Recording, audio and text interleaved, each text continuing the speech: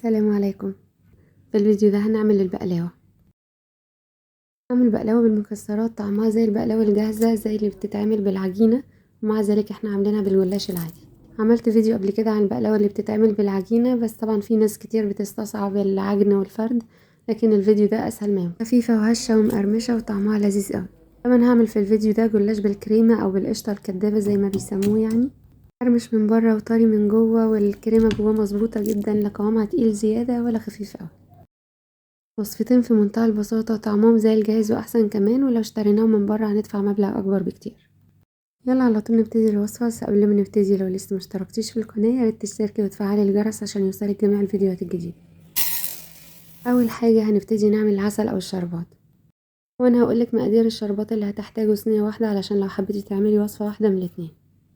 هنحتاج كوباية ونص سكر وكوباية مية وعصير نص ليمونة، وحطهم على النار من غير تقليب خالص لغاية ما السكر كله يدوب، وبعدين اطفي عليه على طول. ودلوقتي هبتدي احضر الجلاش اللي انا هعمله اصابع البقلاوه.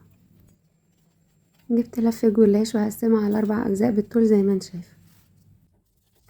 هنحتاج بس حاجه نلف عليها الجلاش. انا هنا جبت شاليمو عشان اقدر الف عليها، لان الستيكس هتبقى رفيعه.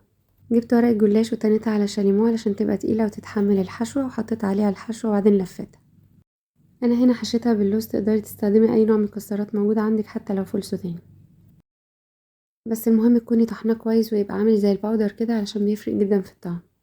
على عكس القطايف او الجلاش العادي مثلا بحط المكسرات فيها قطع كده ما فيهاش مشكله، وده علشان يطلع معاكي طعمه زي البقلاوه الجاهزه بالظبط. خدي بالك تاني من طريقه التشكيل، بتني الورقه بس علشان اقدر الفها، وبعدين بحط المكسرات والفها رول كده، وبعدين بضغط عليها علشان اكرمشها او اكشكشها، يعني زي ما تسميها، تدي الشكل اللي انت شايفاه ده. خدي بالك انا وانا بلفها ما احتجتش ان انا احط سمنه خالص لسه، ولا دهنتها خالص. جربت قبل كده ان انا دهنتها سمنه طلعت زي الجلاش العادي، لكن لو عايزاها تطلع خفيفه وهشه زي البقلاوه الجاهزه مش هندهنها خالص غير في الاخر، لان اساسا البقلاوه اللي بتتعمل بالعجينه بتبقى بين الطبقات نشا مش سمنه خالص، وبندهن السمنه على الوش زي ما انا عملت دلوقتي بالظبط. وما تقلقيش هيطلع مورق وكل حاجه، لان الجلاش اصلا بين طبقاته بيبقى فيه نشا. ولو عايزة طريقة البقلاوة اللي بتتعمل بالعجينة اللي على شكل وردة هسيبلك اللينك بتاعها في الديسكريبشن. حطيت سمنة على الوش كمية كويسة، يعني ما تحطيش قليل علشان تطلع حلوة، وبعدين دخلتها فرن سخن على درجة حرارة 200. اول ما تبتدي تاخد اللون الذهبي الفاتح ده ما تستنيش عليها لغاية ما تغمق، خليها فاتحة كده وطلعيها، رش عليها العسل البارد على طول.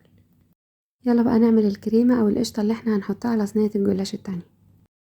احتاجت هنا كوباية ونص من اللبن البارد وعليهم معلقتين كبار من النشا، ومن غير اي سكر هدوب النشا مع اللبن على البارد كده، وبعدين احطه على النار، وبستمر طبعا في التقليب علشان ما يعملش تكتلات لغايه ما قوامه يتقل زي ما انت شايف. خلصنا كده؟ لا طبعا هنحط معلقه قشطه كبيره كده علشان تدي طعم حلو وعلشان تبوظ الدايت، هو كده كده باظ خلاص اكيد، يعني مش هتفرق معانا معلقه القشطه دي بعد كل اللي احنا حطيناه، علشان تحسي فعلا ان هو جلاش بالقشطه مش مجرد كريمه وخلاص. دلوقتي هجهز صينيه وهدهنها سمنه من تحت، وهرص فيها رقات الجلاش، وبين كل رقين هنحط سمنه. بمسح عليها بالفرشة كده حاجة بسيطة، وبحط الطبقة اللي بعدها. حاولي وانتي بترصي الجلاش ترفعي الحرف بتاعها من الجوانب كده، وده علشان لما نزل الكريمة متجيش في الجوانب وتتحرق ومعرفش اطلعها بعد كده من الصينية بسهولة. هرص نص الورق بتاع لفة الجلاش بس، وبعدين هنزل الكريمة. انا طبعا سبت الكريمة تبرد الاول، وطبعا بعد ما بتبرد بتتقل شوية، فضربتها بالمضرب تاني كده ونزلتها. هفردها بقى وبعيدا عن الحروف زي ما اتفقنا، وهنزل الحروف تحتيها كده، وبعدين هكمل باقي ورق الجلاش، وبرده بدهن سمنة بين كل طبقتين. بعد ما كملت كل الطبقات قفلت عليها من الجوانب كده زي ما انت شايفه كويس قوي، وبعدين ابتدي اقطعها، وهنا مش تقطيع، هو مجرد بس بعمل علامات، يعني ما توصليش لاخر طبقه تحت علشان الكريمه ما تنزلش تحت وتتحرق. بس طبعا هنا لازم نقطعها قبل ما ندخلها الفرن، لان لو استنيتي بعد ما تخرج هتتكسر معاكي وانت بتقطعيها. فالعلامات اللي بنعملها دي بتسهل عليا بعد ما تستوي ان انا اقطعها. دهنت بقى الوش بالسمنه ودخلتها الفرن على درجه حراره 200 لحد ما تاخد لون دهبي جميل كده من فوق الوش، ونطلعها على طول. لو لقيتيها خدت لون دهبي حلو من تحت ومن الحروف ولسه من فوق ما خدتش لون دهبي كويس، اطفي الفرن وشغلي الشوايه ثواني بس، هتلاقيها خدت لون دهبي من فوق وتمام. طلعي. سبتها 3 دقايق بس تبرد حاجه بسيطه خالص بعد ما طلعت من الفرن، علشان عاملاها في صينيه ازاز، وبعدين نزلت عليها العسل البارد. اما لو انتي عاملاها في صينية عادية تقدري تطلعيها تنزلي عليها العسل البارد على طول. وبس كده عملنا احلى جلاش بالعسل والكريمة او القشطة يعني، وكمان عملنا بقلاوة تحفة زي الجاهزة بالظبط. اظن واضح صوت القرمشة، وبجد خفيفة جدا وطعمها لذيذ اوي. خدي بالك معايا لونها فاتح ازاي، علشان لو غمقتيها هتطلع معاكي مش حلوة اوي. اساسا حتى البقلاوة اللي احنا بنشتريها جاهزة بتلاقيها لونها دهبي فاتح كده، او ممكن تلاقيها كمان اوف وايت. اما لو غمقتيها هتلاقي طعمها اختلف، وكمان ما بقتش هشة كده، هتلاقيها ناشفة زيادة.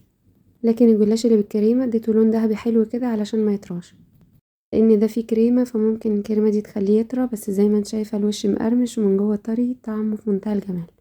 اتمنى تجربي الوصفة وتقولي لي رأيك فيها، ولو عجبك الفيديو متنسيش اشتراك في القناة علشان يوصلك جميع الفيديوهات الجديدة. وشكرا، السلام عليكم.